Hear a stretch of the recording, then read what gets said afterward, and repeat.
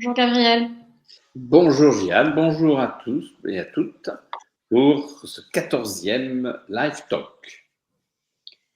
Bonjour à tous, bienvenue à ce 14e et dernier Live Talk de l'année 2023 que nous avons eu le plaisir d'animer, Gabriel et moi, durant ces Live Talks que nous avons vraiment eu le plaisir à animer et pour lesquels on reviendra sûrement l'année prochaine avec d'autres sujets et d'autres thématiques. Donc aujourd'hui, nous sommes sur la deuxième partie du live talk de la fois précédente. Donc, comment est-ce que l'inbound marketing à 360 degrés vous permet de passer de chasseur à gibier? Et là, je te laisse. Effectivement, vous voyez, l'expression un peu impertinente de chasseur devenu gibier souligne que l'inbound marketing a cette, je dirais, vocation à attirer progressivement vos prospects, à attirer vos clients qui volontairement, et le terme est important, qui volontairement vont venir vous consulter alors que justement, vous allez refuser des démarches intrusives, des démarches d'harcèlement et que vous allez pratiquer une stratégie d'appât. Alors, effectivement, l'inbound marketing est une démarche nouvelle et nous sommes heureux de citer cette phrase d'Héraclite, rien n'est permanent, sauf le changement. Gian et moi, nous allons vous proposer de changer pour l'inbound marketing. Alors, nous sommes, comme on l'a dit en introduction, à notre 14e et dernier Live Talk de l'année 2014. Ce Live Talk est organisé par Studio Butterfly, qui, comme vous le savez, est une agence internationale pionnière dans tout ce qui est stratégie de marque, inbound marketing à 360 degrés et account-based marketing. Nous sommes présents à Paris et à Casablanca et nous nous engageons à stimuler la croissance des entreprises, qu'elles soient B2B ou B2C, et les institutions qui le souhaitent, en les accompagnement dans la mise en place de ces différentes stratégies. Donc, ça va être des stratégies qui vont leur permettre de se différencier à travers justement la création de plateformes de marque, qui va inclure et le positionnement et la vision et la mission, ainsi que l'identité visuelle.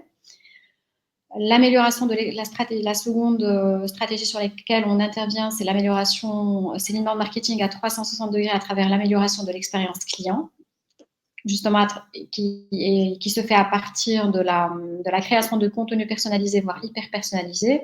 Et puis enfin, le développement des parts de marché de nos clients auprès des grands comptes, à travers justement la mise en place des strates de account-based marketing.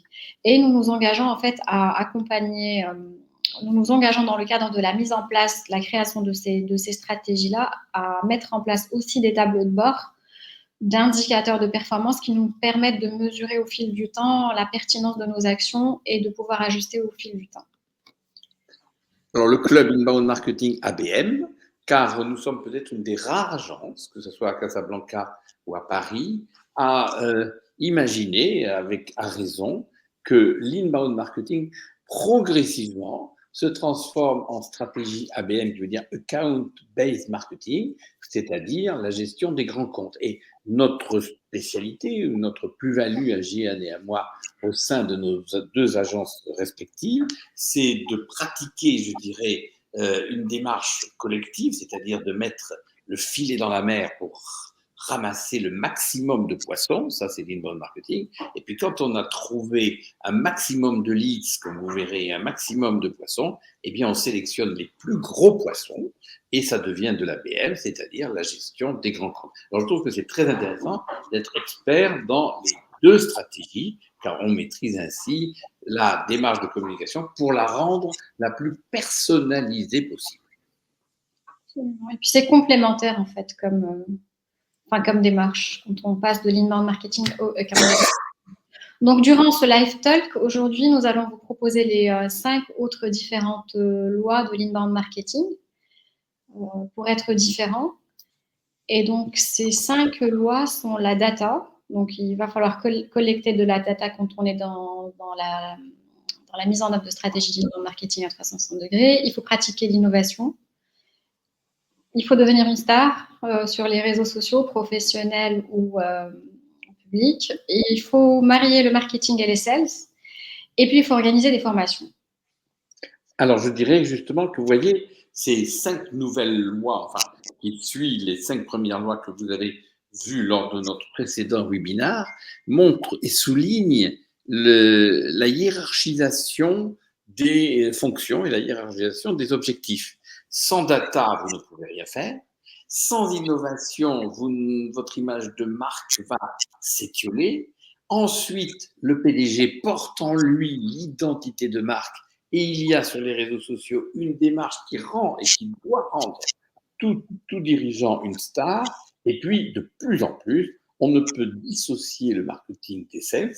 L'un, je dirais, permet de promouvoir l'autre et vice-versa.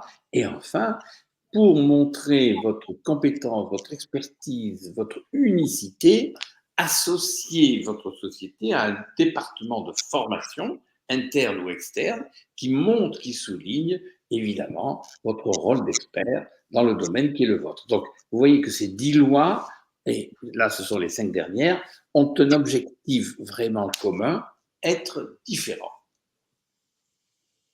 Et pour les personnes qui n'ont pas vu en fait la première partie, elle est disponible, je tiens juste à le rappeler, sur les réseaux sociaux de l'agence, donc sur les pages LinkedIn et sur YouTube. Alors, effectivement, l'important, le très important, je dirais même l'essentiel, ce n'est pas votre produit, ce n'est pas votre société, c'est le client. Alors, cette obsession client, à notre sens, à Gian et moi, doit conduire toute votre politique de communication et surtout le contenu de marque. C'est-à-dire que ce que vous allez raconter, ce n'est pas ce que vous êtes. Je dirais ça, c'est la moindre des choses de souligner par la suite votre statut et votre plus-value. Mais l'important, le plus important, c'est de souligner votre compréhension de votre client.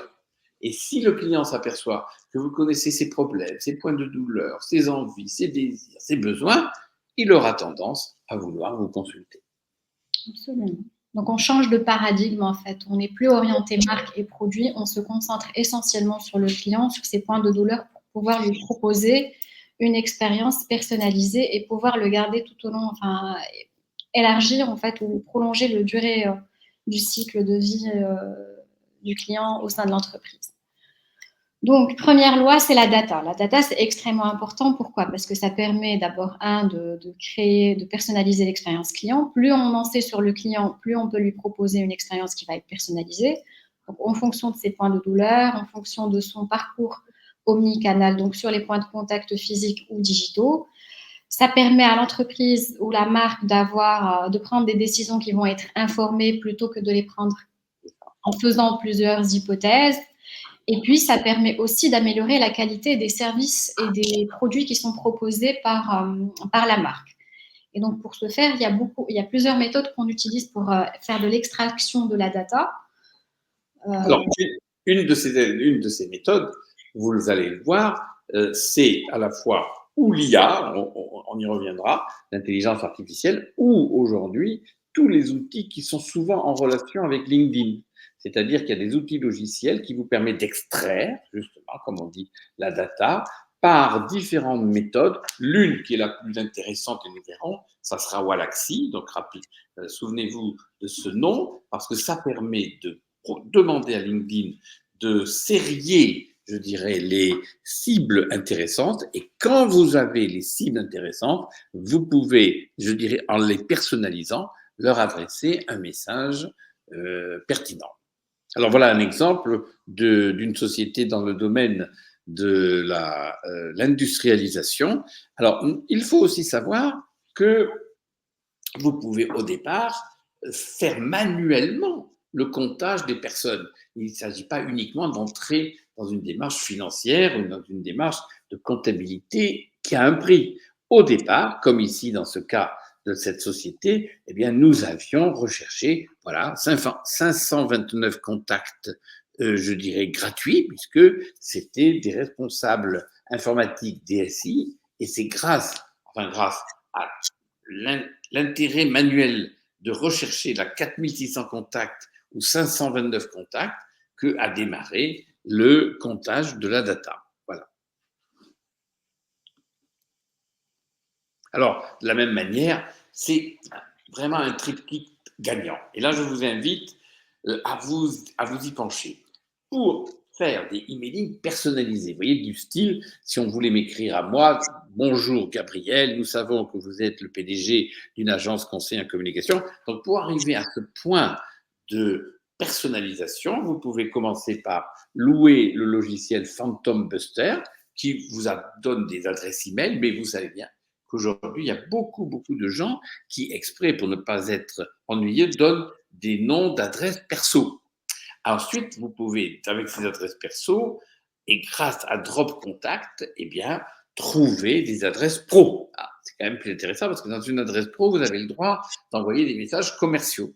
Et puis, pour terminer, de ces adresses pro, vous pouvez en tirer, grâce à l'Emlist, eh bien, des adresses dans lesquelles vous allez pouvoir avoir un discours personnalisé.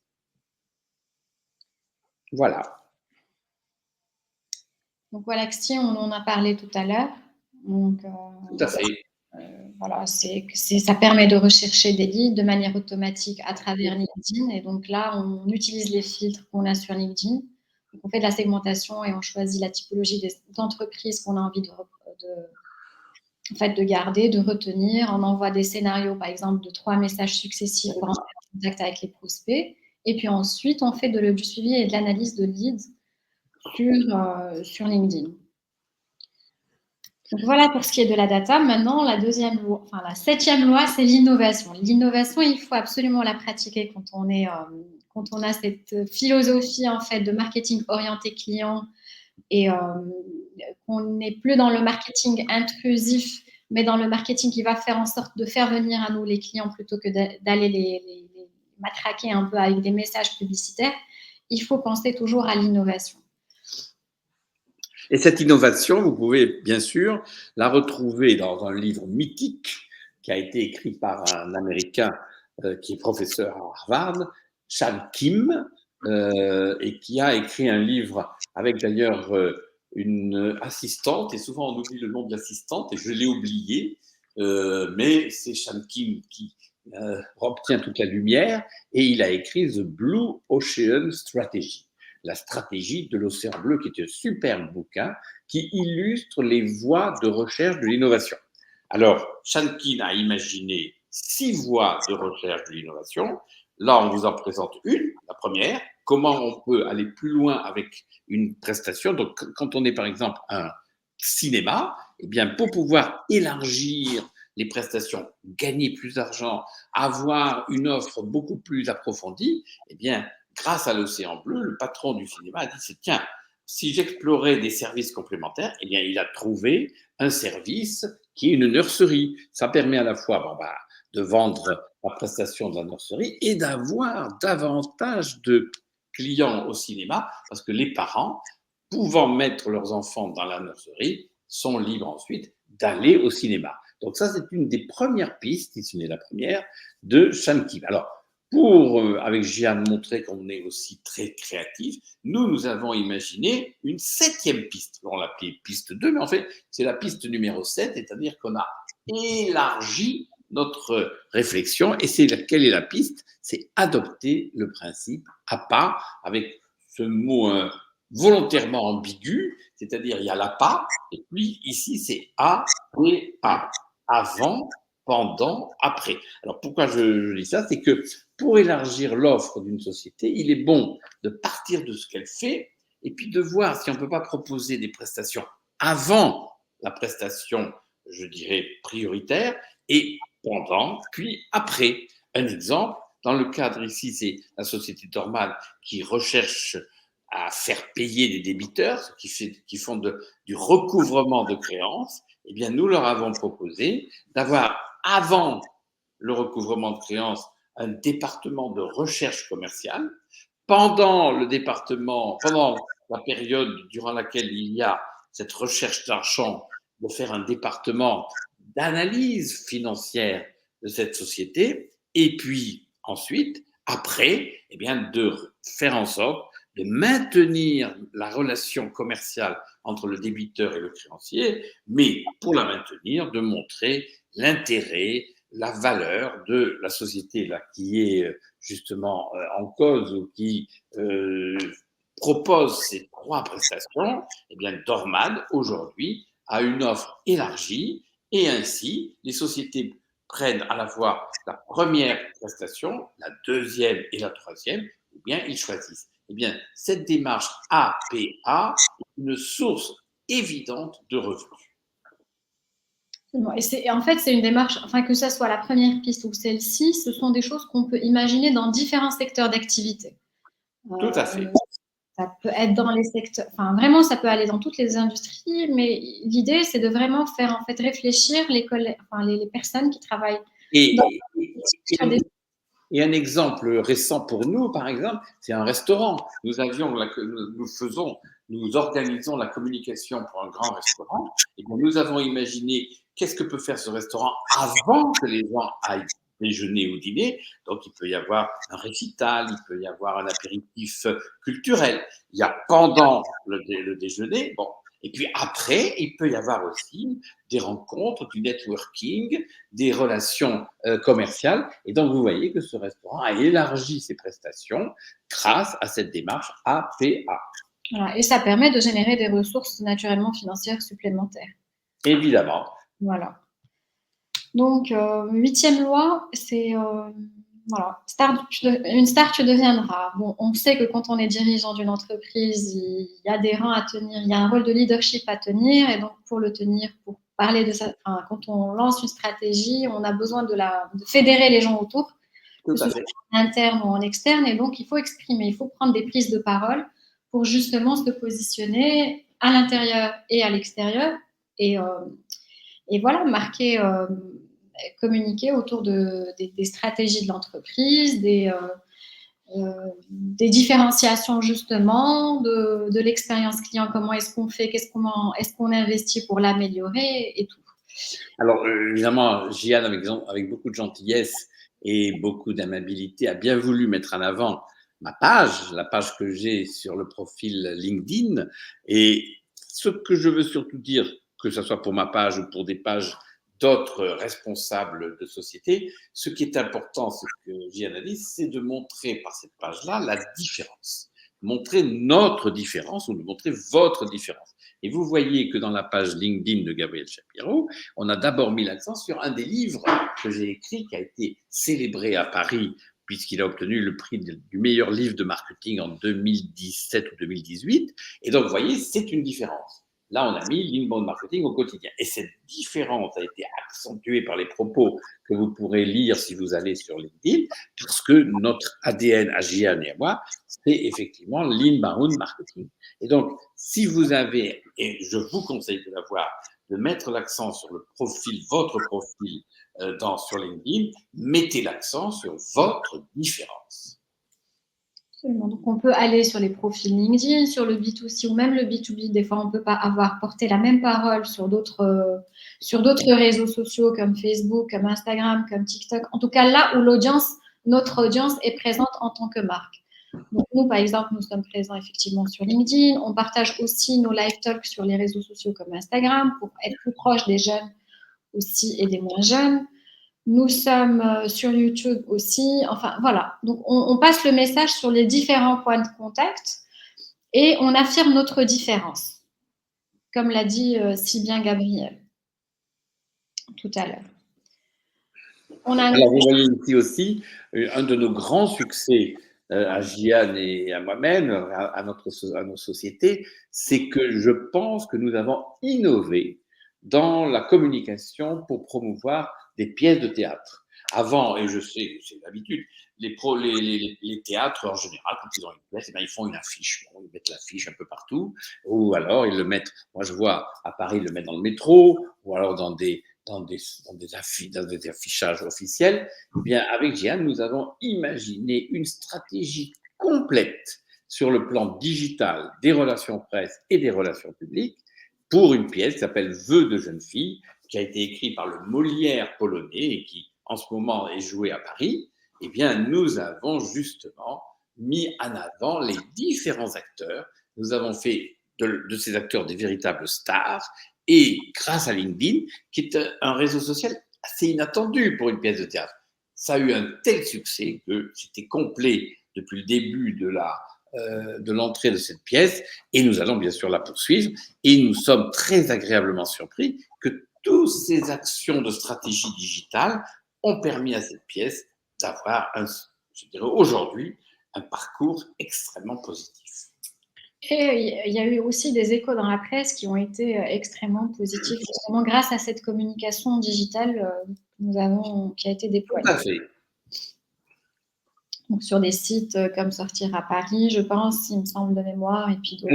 Alors, pour l'anecdote, et comme l'a très bien dit Jeanne, Sortir à Paris, qui est le magazine le plus lu de tous les événements parisiens, et bien très rapidement, après peut-être la deuxième représentation, Sortir à Paris a proposé, et j'en suis très heureux, de considérer que cette pièce faisait partie des 10 meilleures pièces de Paris en ce moment, alors qu'on n'en était qu'à la deuxième représentation, mais que tout le bruit, je dirais le buzz, enfin comment on dit, tout le bouche à oreille et toute la communication a valorisé cette pièce d'origine polonaise et donc a permis à des supports de considérer, à raison, je crois, que c'était une des meilleures pièces du mois de décembre. Donc, comme vous le voyez, l'inbound marketing peut vraiment aller, on peut l'utiliser dans différents secteurs d'activité, différentes industries, différents lieux, espaces géographiques, différents marchés. Voilà. Alors, un format qui marche très très bien, mais je vous invite vraiment à l'utiliser, c'est le carrousel. Ce format est un format, à mon sens, qui est même dédié à LinkedIn. Parce que vous pouvez raconter en très peu de slides toute une histoire et les gens adorent les storytelling. Exactement. Et en fait, l'intérêt du carrousel, c'est qu'en fait, on scroll et donc on est attiré par les images. Et bon, on sait que pour marquer la différence, la forme, il faut la travailler parce qu'on sait que la forme, c'est le fond qui remonte à la surface. Et c'est des outils qui peuvent être vraiment, c'est des formats, comme a dit Gabriel, qui sont extrêmement pertinents. Alors, 9e loi, il va falloir associer très étroitement le marketing et les sales. Alors, si le digital a fait quelque chose d'intéressant aujourd'hui, c'est qu'il a cassé les silos entre les différentes fonctions. Et je pense que toi, Gabriel, tu peux vraiment en parler. On sait que par le passé, les différentes fonctions, chacun travaille de son côté. On avait les directions de communication qui faisaient leur job, les directions marketing qui faisaient leur job, la direction commerciale qui faisait son boulot. Mais maintenant, vu que le client, il est partout sur les différents points de contact, il y a matière vraiment à optimiser l'expérience client en associant étroitement les équipes marketing, justement, et sales. Et alors, c'est un tel succès de pouvoir trouver justement un comité ou une sorte de réunion périodique entre les sales et le marketing que les responsables sales marketing, vous avez vu le nom présenté par JAX Marketing, eh bien, cela permet justement d'accentuer à la fois la connaissance du client par les sales et l'approfondissement des thèmes marketing par le marketing à la suite des échos que les sales font remonter de leur relation avec leurs clients. Absolument. Et en fait, la mise en place de ces comités inbound marketing, chose que nous, on recommande fortement et qu'on met en place au sein de certains de nos clients, l'objectif ici, c'est de vraiment aligner tout le monde autour du même objectif, de la même vision stratégique. C'est-à-dire que voilà, si on va être sur une campagne qui va durer quelques mois, voire une année ou plus, il faut que les équipes portent le même message. Il faut que les équipes collaborent ensemble, comme a dit Gabriel, pour optimiser ce parcours client, pour savoir quels sont les points de douleur peut-être sur les lieux physiques, quels sont les points de douleur sur le digital. Et puis, ça permet de proposer justement des recours et des ajustements qui vont améliorer l'expérience client. Et donc, ça permet vraiment d'être très, très agile et d'optimiser au maximum l'expérience. Donc, nous, ce qu'on recommande avec Gabriel, c'est de mettre en place, une fois qu'on travaille sur des stratégies d'inbound marketing au sein de en tout cas au sein des clients chez qui on travaille, on recommande la mise en place de ces comités-là qui vont être composés d'une petite task force composée de la direction marketing, de la direction commerciale et puis d'un représentant de l'agence, d'un expert de l'agence qui va lui accompagner justement et transférer les compétences à cette équipe-là et qui va l'accompagner dans le pilotage aussi des performances, des tableaux de bord dont on a parlé lors du précédent webinaire et de pouvoir faire les ajustements nécessaires. Ce qu'il faut savoir aussi, c'est que quand on est, en fait, et tu me corriges, Gabriel, Oui. quand on lance une stratégie inbound marketing, on est dans la conduite de changement au sein des entreprises. Ce n'est Et on plus… est non seulement dans la conduite de changement, mais dans la conduite du comportement. C'est-à-dire que le comportement est associé à ce changement. Il n'y a pas du tout la même attitude quand vous êtes en inbound marketing que quand vous êtes en marketing tout court. En inbound marketing, il y a la recherche de la perception de l'autre, la recherche de la connaissance plus approfondie de l'autre. Alors, ça prend un certain temps, mais le résultat, c'est que vous partagez les ambitions financières, les ambitions marketing de tel ou tel dans un rapport, je dirais, professionnel. Et ça se sent, c'est-à-dire que quand vous associez les sales et le marketing, tout d'un coup, ce qui est très agréable, c'est que l'homme de marketing prend compte des exigences commerciales et que le commercial prend compte des exigences marketing. Et ben, c'est l'idéal pour une entreprise. Absolument. Et quand on ramène un expert indépendant qui a l'habitude, en fait, de déployer ce genre de stratégie, eh bien, la neutralité et l'indépendance, ce regard neutre et indépendant, permet justement de fédérer les équipes autour d'un seul objectif et d'une seule vision. Mmh. Voilà. Donc, Donc, oui, effectivement. Hein? Non, je dirais que ça permet effectivement d'évaluer progressivement les équipes marketing et sales. Voilà.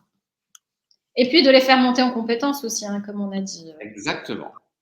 Enfin, dernière loi, c'est la formation. Bon, la formation. Alors, ce que je dirais, c'est que pour moi, c'est indissociable de votre vocation. C'est-à-dire que la vocation, c'est de dire voilà ce que nous sommes et voilà ce que nous vous proposons. Eh bien, la formation, naturellement, suit cette structure parce que si vous êtes fier de votre formation, de vos nouveaux principes, justement liés à votre activité, ben, naturellement, la formation vient après et la formation permet justement d'élargir l'ensemble de vos prestations. Exactement. Et puis, on sait très bien que les équipes, il faut les motiver, il faut aussi les faire monter en compétences. Donc, il faut former. Et la formation, ça doit être régulier parce qu'aujourd'hui, les choses évoluent tellement vite qu'il faut être à jour. Et c'est dans ce sens-là que nous avons le plaisir de vous annoncer qu'on va organiser une formation à Casablanca. Donc, cet hiver, ça va être un vendredi 23 février. On va animer Gabriel et moi-même. C'est ça. Et qui va être autour justement de l'inbound marketing à 360 degrés. Donc là, on va vraiment faire une formation qui va vous permettre de maîtriser l'inbound marketing à 360 degrés. On communiquera naturellement, on va lancer la campagne de communication autour de cette formation et on vous invite à venir. On vous réserve plein de surprises, vous verrez. Et puis, il y a une deuxième qui aura lieu à Paris. Voilà. Dans le même fil intellectuel que celui que vous a énoncé Jeanne, et bien sûr, nous allons nous continuer nos formations qui sont divisées en deux. Il y a une journée le 19 consacrée à l'inbound marketing et une journée le 20 consacrée à l'ABM. Alors, je vais peut-être dire pourquoi est-ce qu'au Maroc, on va faire que l'inbound marketing pour cette première fois. C'est par rapport au marché. En fait, sur le marché aujourd'hui, on doit commencer par la base, qui est de lancer les filets. Et une fois qu'on aura une demande ou un besoin qui va être exprimé sur les grands comptes, on ouvrira des formations sur le count-based marketing. Mais naturellement, le marché français il est beaucoup plus mature que le marché marocain sur ces sujets-là. Donc, ça va se faire, mais progressivement. Et donc, le marketing, l'inbound marketing à 360 degrés, c'est un marketing intelligent. Pourquoi? Parce que ça permet de générer beaucoup plus de leads et avec un coût qui est beaucoup moins cher que le marketing traditionnel, le marketing du push. On va élaborer des affiches et qu'on va les poster sur les réseaux sociaux, sur l'emailing, sur les panneaux publicitaires, etc. Ça permet d'avoir plus de visibilité parce que on va améliorer en fait grâce à l'inbound marketing le référencement du site et on sait que le site aujourd'hui, les sites ne doivent plus être des sites vitrines, mais ça doit vraiment Tout à fait. Améliorer l'expérience client et optimiser le parcours omnicanal en fait des clients. C'est-à-dire qu'un client qui va rentrer chez vous, il doit pouvoir sur votre site savoir enfin, quel est le produit qui l'intéresse, où c'est qu'il va le trouver, est-ce qu'il est disponible, par exemple, ou le service, hein, pareil pour les services. Et donc, une fois qu'on qu'on travaille tout ça, ça permet de vraiment remonter le site et d'améliorer la visibilité et le référencement. Et l'inbound marketing permet aussi surtout de créer plus de fidélité. Parce que du moment qu'on va on va avoir cette culture et cette philosophie d'obsession client ou de focus client pour améliorer son parcours, améliorer son expérience, les clients forcément se sentent mieux, ils savent qu'ils sont mieux accompagnés chez une entreprise plutôt que chez le concurrent, et donc ils auront tendance à rester, chez l'entreprise. Voilà, donc c'est le marketing d'aujourd'hui, il est intelligent, il permet d'être beaucoup plus efficace, beaucoup plus pertinent et de respecter de ne plus être aussi intrusif que l'a été le marketing par le passé. Gabriel, tu voudrais rajouter quelque chose? Oui, simplement, dans tout ce que tu as dit, je sens qu'il y a un mot qui émerge, c'est le mot personnalité. C'est-à-dire que le marketing intelligent, c'est de mettre en avant, de faire émerger la personnalité de votre client en justement lui permettant de choisir son style de vie, son art, son caractère et sa vision. Et l'inbound marketing, comme tu l'as dit, c'est du marketing intelligent, c'est-à-dire du marketing adapté à chacun de vos clients. Tout à fait. Et donc, et voilà. Donc, toujours dans ce sens, une marque aujourd'hui, ce n'est pas ce que les autres disent de vous. Enfin, une marque, c'est ce que les autres disent de vous quand vous n'êtes pas dans la même pièce, en fait. Donc voilà, c'est ce que vous représentez. Alors, si vous adoptez l'inbound marketing, bah forcément, ce qu'on va dire, ça va être des commentaires positifs, ça va être des témoignages qui vont être en votre faveur, ça va être des recos qui vont être, ça va être des qui pourront être mis sur les réseaux en recommandant votre service, votre produit, et puis voilà, et c'est ce qui va permettre à l'entreprise de croître et d'avancer. Alors, au sein de Studio Butterfly, comment est-ce qu'on intervient? Nous avons notre approche que nous avons choisie et qu'on continue d'adopter, qui est une approche de co-création, coproduction et copilotage. Alors, je m'explique. Sur la co-création, on va créer ensemble les stratégies, que ce soit les plateformes de marque, l'inbound marketing à 360 degrés ou le campaign marketing. Donc ça, c'est quelque chose qu'on fait avec nos clients en co-construction. On travaille ensemble pour que justement les clients puissent s'approprier la démarche et ne pas avoir un document stratégique qu'ils vont laisser quelque part dans les tiroirs. Ensuite, on passe à la coproduction. Donc ici, on va apporter des solutions sur mesure par rapport aux différents clients avec lesquels nous avons travaillé, que ce soit au Maroc, en France ou ailleurs. C'est-à-dire que voilà, si on est chez des grands clients qui ont des équipes étoffées, des agences avec lesquelles ils vont travailler, on va les accompagner sur les choses sur lesquelles nous avons une expertise pointue, qui n'existent pas chez les autres. Et donc, on va accompagner dans ce sens. Si les équipes si on est sur des petites entreprises, des startups, où les équipes marketing sales n'existent pas, on va accompagner dans la production. Donc, on va créer un site, un écosystème digital, du contenu. Et Gabriel, tu pourras parler de Laponie, par exemple, d'entreprises qui ont super bien marché, qui ont été accompagnées par l'agence. Et qui sont devenues une icône. Voilà. Et puis, alors, la troisième étape de cette démarche-là, c'est le copilotage. C'est le copilotage des indicateurs de performance. Et ça se fait grâce à la mise en œuvre, justement, la mise en place de ces comités inbound marketing ou ABM qu'on recommande fortement de mettre au sein des clients pour les accompagner dans la durée, pour justement s'approprier cette démarche d'inbound marketing et la pratiquer au quotidien, ce qui nous permet de transférer les compétences et de faire, d'aider l'entreprise à croître, tout simplement. Et alors justement, comme l'a dit si bien Gianne, vous voyez par exemple, Laponie qui a été un de nos stars, c'est une start-up qui a démarré vraiment il y a 4 ans et qui avait comme objectif de montrer, de proposer des plateformes à des managers de sociétés retail ou de restauration rapide pour que ces managers, grâce à la plateforme de notre client, puissent disposer tout le temps, sans problème, des collaborateurs nécessaires. C'est-à-dire un collaborateur ne pouvait plus dire « Oh là là, je ne me sens pas bien, je vais aller dormir ». Non.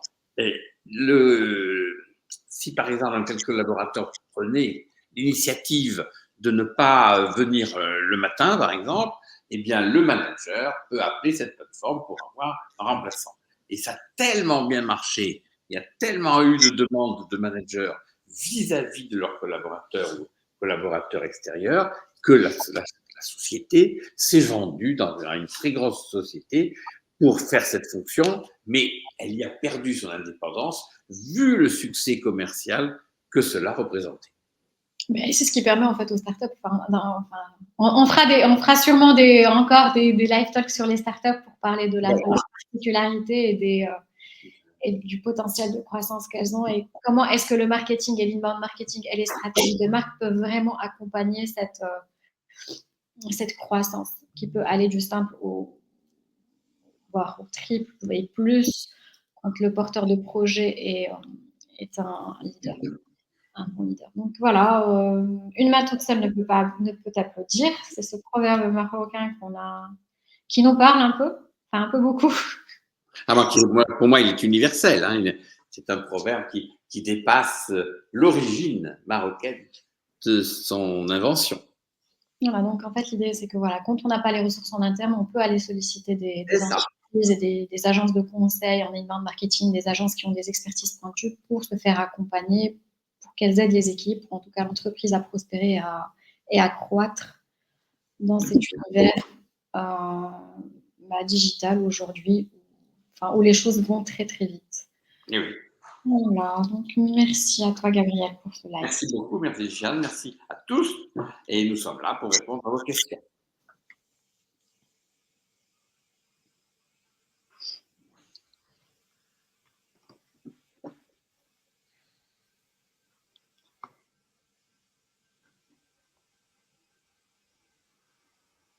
Alors, n'hésitez pas à poser vos questions sur le chat si vous avez besoin qu'on clarifie un point, s'il y a des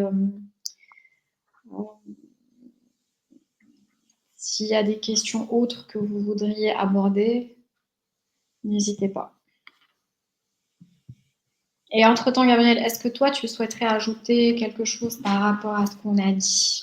C'est-à-dire que ce que je voudrais ajouter, c'est de reprendre au fond les 10 commandements qu'on a vus entre la dernière fois et aujourd'hui, qui tournent autour au fond de 2 grandes questions. Premièrement, comment être différent? C'est ça l'élément fondamental. Et deuxièmement, comment mettre en musique cette différence avec les outils digitaux ou avec les outils habituels de la communication. Et disons que se préoccuper de pourquoi être différent et quand on est différent, qu'est-ce qu'il faut mettre en jeu pour que ça fonctionne, ce sont à mon sens des problématiques actuelles des entreprises.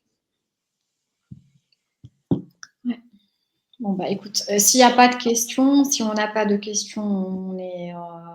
Bon, sachez qu'on est disponible, que les replays, ils seront en ligne, donc sur les réseaux sociaux de Studio Butterfly, Casablanca et Paris. C'est sur LinkedIn, YouTube, essentiellement.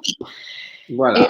Et voilà, c'était notre dernier live talk de l'année. On vous souhaite de joyeuses fêtes, déjà. Merci.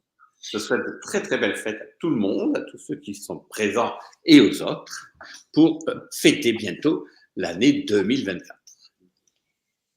Et on reviendra en 2024 avec d'autres sujets, d'autres live talks, d'autres